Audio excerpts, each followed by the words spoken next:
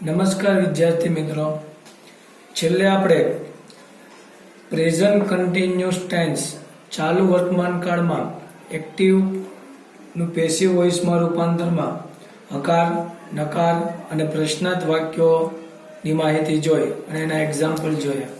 ત્યારબાદ હવે આજે આપણે અભ્યાસ કરશું WHO એટલે કે હુ, વોટ, વેર, વેન, વાય વગેરે જેવા વાક્યનું પેસિવમાં કઈ રીતે રૂપાંતર. તો સૌ પ્રથમ આપણે જોઈએ WHO હુ, તો એનું એક્ટિવમાં બંધારણ કંઈક આ રીતે થશે. હુ પ્લસ અહીંયા એમ નહીં આવે, ઇઝ અને આર કરતા અનુસાર પ્લસ ક્રિયાપદનું આઈએનજી વાળું રૂપ પ્લસ કર્મ પ્લસ અન્ય શબ્દ અને પ્લસ પ્રશ્નાર્થ ચિહ્ન. આ એક્ટિવનું. પેસિવનું રૂપાંતર સૌ પ્રથમ બાય હુમ.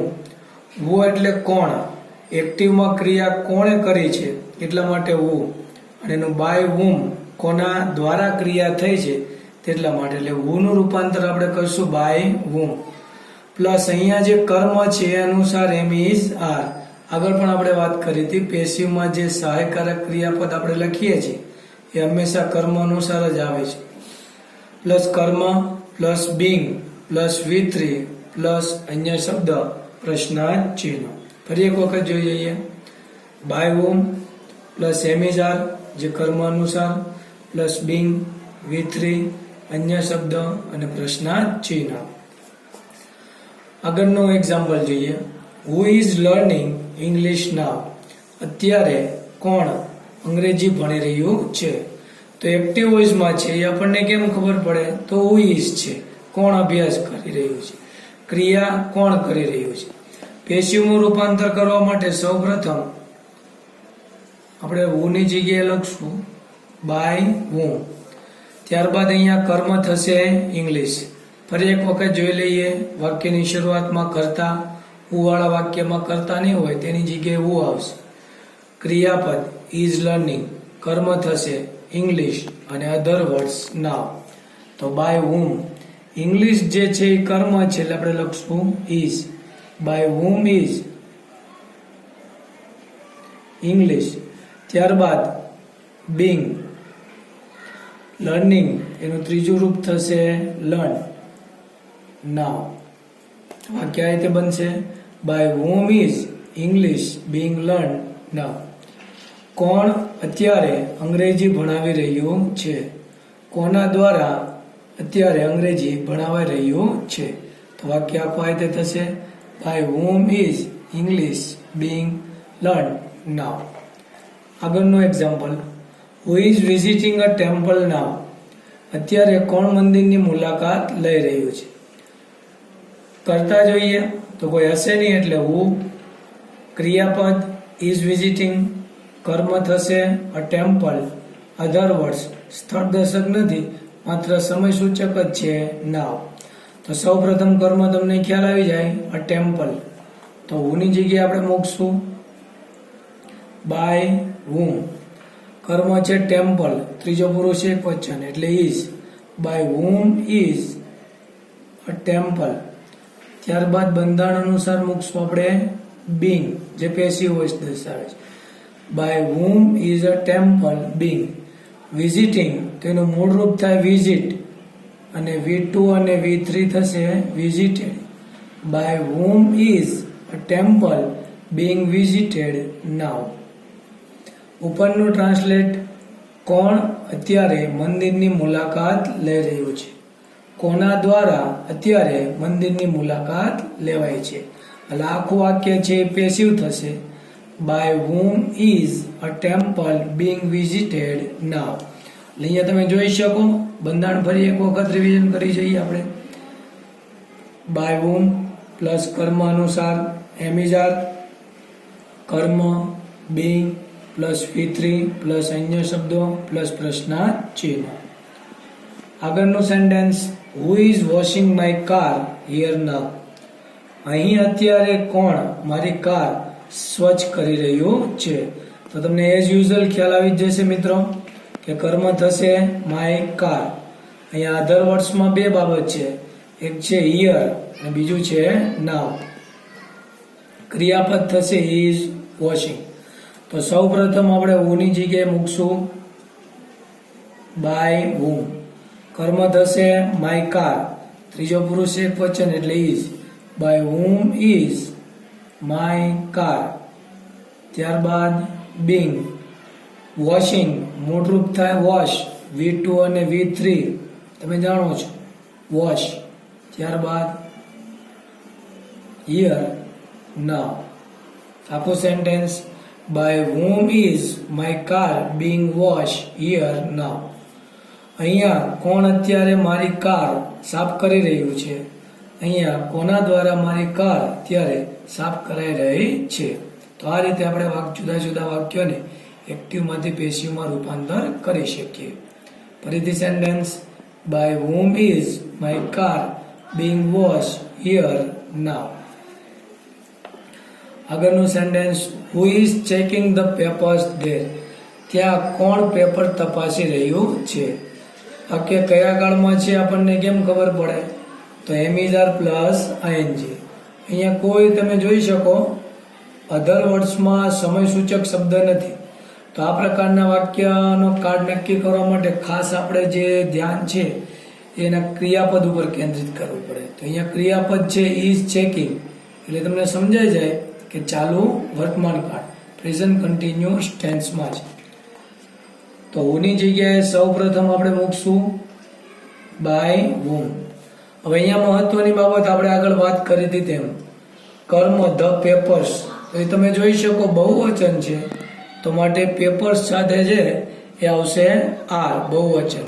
તો સૌ પ્રથમ બાય હુમ, ત્યારબાદ are. By whom are the papers being, ત્યારબાદ આવશે ચેક ધેર. ઉપરનું ટ્રાન્સલેટ કોણ ત્યાં પેપર ચેક કરી રહ્યું છે, જ્યારે અહીંયા કોના દ્વારા ત્યાં પેપર તપાસાઈ અથવા ચેક થઈ રહ્યા છે. તો વાક્ય થશે by whom are the papers being check there. એટલે જુદા જુદા who ના એક્ઝામ્પલ એટલે કે વાક્ય છે તેનો વ્યવસ્થિત અભ્યાસ કરી લેજો, બંધારણ ખાસ તૈયાર કરજો. ત્યારબાદ આપણે જોઈએ WH માં who વાળો વાક્ય છે એનું એક અલગ બંધારણ, જેને આપણે ઉદાહરણ જોયા. હવે WH માં જે વાક્ય આવે છે બધાનું લગભગ તમે જોઈ શકો સેમ જ બંધારણ છે. તો WH વાળા વાક્યનું પેસિવમાં રૂપાંતર. એક્ટિવમાં જો આપણે જોઈએ તો સૌ પ્રથમ WH પ્લસ કર્તા અનુસાર આપેલું હશે તમને એમ ઇઝ આર, પ્લસ કર્તા પ્લસ ક્રિયાપદનું આઈએનજી વાળું રૂપ પ્લસ કર્મ પ્લસ અન્ય શબ્દ અને પ્લસ પ્રશ્નાર્થ ચિહ્ન. આ એક્ટિવનું બંધારણ. ફરીથી WH plus am is are plus કર્તા પ્લસ ક્રિયાપદનું આઈએનજી વાળું રૂપ પ્લસ કર્મ પ્લસ અન્ય શબ્દ અને પ્રશ્નાર્થ ચિહ્ન. પેસિવમાં રૂપાંતર WH તેમનું તેમ. અહીંયા જે એમ ઇઝ આર આવે છે ફરી એક વખત જોઈ લઈએ કોના અનુસાર આવશે? કર્મ. તો એમ ઇઝ આર પ્લસ કર્મ plus being plus V3 plus by plus કર્તા પ્લસ અન્ય શબ્દ અને પ્રશ્નાર્થ ચિહ્ન. અહીંયા તમે નોંધ કરી શકો આગળ જે આપણે પ્રશ્નાર્થ વાક્યમાં બંધારણ જોયું હતું મિત્રો, એ સેમ ટુ સેમ બંધારણ છે, કોઈ ફેરફાર નથી. ફક્ત આગળ જે પ્રશ્ન સૂચક શબ્દ છે એ વોટ હોય, વેર હોય, વાય હોય, વિચ હોય, હુઝ હોય, એનો જ ફક્ત ડિફરન્સ આવશે. બાકી તમે જોઈ શકો બંધારણ એ જ છે. બીજી એક બાબત અહીંયા એક નોંધવાની એ છે કે જ્યારે પણ WH માં વોટ વાળું વાક્ય આવશે ત્યારે એમાં કોઈ કર્મ હશે નહીં. ધોરણ 9 માં પણ આપણે જ્યારે સિમ્પલ પાસ્ટ ટેન્સ કે સિમ્પલ પ્રેઝન્ટ ટેન્સ કે સિમ્પલ ફ્યુચર ટેન્સ હોય તેના વાક્યનો અભ્યાસ આપણે કરેલો છે, એટલે એ બાબત યાદ રાખજો. ઉદાહરણ number 15, where is he taking my bag now. ભાષાંતર એમ થશે તે અત્યારે મારો બેગ અથવા થેલો ક્યાં લઈ જઈ રહ્યો છે. ચાલુ વર્તમાન કાળમાં છે એ આપણને બે બાબત દર્શાવે. એક તો ઇઝ ટેકિંગ છે અને બીજું તમે છેલ્લે જોઈ શકો ઓળખ સૂચક શબ્દો મિત્રો આપેલો છે નાવ. તો પ્રશ્ન સૂચક શબ્દ વેર તેમનો તેમ, વેર ઇઝ. કરતા વાત કરીએ તો અહીંયા હી, કર્મ થશે માય બેગ. લગભગ બધા વાક્યમાં લગભગ બધાને ખ્યાલ આવી ગયો છે કે કર્મ કઈ રીતે પણ મળી શકે. લઈ જઈ રહ્યો છે, શું લઈ જઈ રહ્યો છે? તો માય બેગ. તો અહીંયા આપણે માય બેગ છે એને આપણે ઓળખશું કર્મ તરીકે. માય બેગ ત્રીજો પુરુષ એકવચન છે તો એની સાથે આવશે ઇઝ. તો વેર ઇઝ માય બેગ. ત્યારબાદ બંધારણ પ્રમાણે આપણે જોઈએ તો બિંગ. ટેકિંગ છે એનું મૂળરૂપ થશે ટેક. V2 ટુક અને V3 થશે taken. Wear is my bag being taken. ત્યારબાદ આપણે લખશું બાય. ઉપરના કોઈ વાક્યમાં બાય પ્લસ કરતા નહોતું આવતું કારણ કે તમને ખ્યાલ છે કોણ અને કોના દ્વારા. હુની જગ્યાએ આપણે બાય હુમ લખ્યું હતું. જ્યારે અહીંયા ક્રિયાનો કરનાર હી છે તો આપણે એની જગ્યાએ લખશું બાય હિમ. બાય હિમ અને અધર વર્ડ્સ નાવ. વાક્ય where is my bag being taken by him now. તે અત્યારે મારો બેગ અથવા થેલો ક્યાં લઈ જઈ રહ્યો છે? તેના દ્વારા મારો થેલો અત્યારે ક્યાં લઈ જવાઈ રહ્યો છે? તો આ રીતે આખું વાક્ય. Why is she living her job. તે શા માટે પોતાની નોકરી છોડી રહી છે? કર્તા સી, ક્રિયાપદ ઇઝ લિવિંગ અને કર્મ થશે હર જોબ. તે છોડી રહી છે પણ શું છોડી રહી છે? તો માટે આપણે લખશું હર જોબ, જે તમે જોઈ શકો કર્મ થશે. તો સૌપ્રથમ લખશું આપણે વાય. કર્મ હર જોબ છે એટલે is. Why is her job. ત્યારબાદ બિંગ. લિવિંગ છે એનું મૂળરૂપ લીવ અને V2 અને V3 થશે left. Why is her job being left by her? કે તેણીની નોકરી તેણીના દ્વારા શા માટે મુકાઈ રહી છે અથવા તેના દ્વારા શા માટે નોકરી છોડાઈ રહી છે? તો વાક્ય why is her job being left by her. આગળ વાક્ય જોઈએ. What are they watching now? What વાળું વાક્ય છે. તમને આઈડિયા આવી જ જાય મિત્રો કે આ પ્રકારના વાક્યમાં કોઈ પણ પ્રકારનું કર્મ હોતું નથી. તેઓ જોઈ રહ્યા છે. શું જોઈ રહ્યા છે? તો જે અહીંયા આપેલું નથી. તો સૌપ્રથમ આપણે લખશું વોટ. હવે અહીંયા પ્રશ્ન થાય કે ઇઝ મૂકવું આર મૂકવું, કેમ મૂકવું? તો અહીંયા તમે ઇઝ અથવા આર કોઈ પણ મૂકી શકો કારણ કે વોટનો જે જવાબ છે સિંગ્યુલર, એકવચન, પ્યુરલ, બહુવચન બેમાંથી કોઈ પણ હોઈ શકે. ઇઝ અથવા આર આપણે લખીએ ઇઝ. તો વોટ ઇઝ. બંધારણ પ્રમાણે અહીંયા કર્મ આવવું જોઈએ પણ કર્મ તો કોઈ છે એમ નહીં એટલે Bing. Vote is being watch. તો એનું ત્રીજું રૂપ થશે વોચડ. ત્યારબાદ બાય. તે છે તો બાય ધેમ. નાવ તેમનું તેમ. તો વાક્ય what is being watch by them now. તેઓ અત્યારે શું જોઈ રહ્યા છે? જ્યારે તેઓના દ્વારા અત્યારે શું નિહાળી રહ્યું છે અથવા તેઓના દ્વારા શું જોવાઈ રહ્યું છે? તો વાક્ય થશે what is being watch by them now. અલા વોટ વાળું વાક્ય છે જે ખાસ યાદ રાખજો અહીંયા કર્મના સ્થાને કોઈ છે નહીં.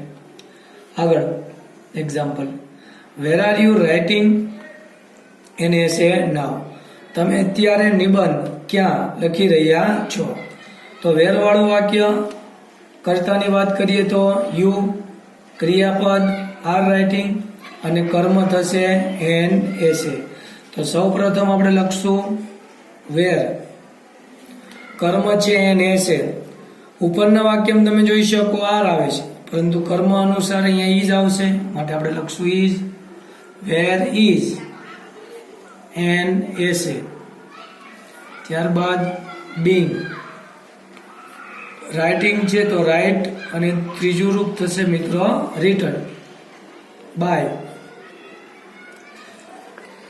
યુ નાવ. તો આખું વાક્ય where is an essay being written by you now. અત્યારે તમારા દ્વારા નિબંધ ક્યાં લખાઈ રહ્યો છે? ફરીથી સૌપ્રથમ વેર, ત્યારબાદ કર્મ એને એસે છે એટલે આપણે લખશું ઇઝ, તો વેર ઇઝ એન એસે, ત્યારબાદ બીંગ, રાઇટનું V3 થશે રિટર્ન બાય યુ નાવ.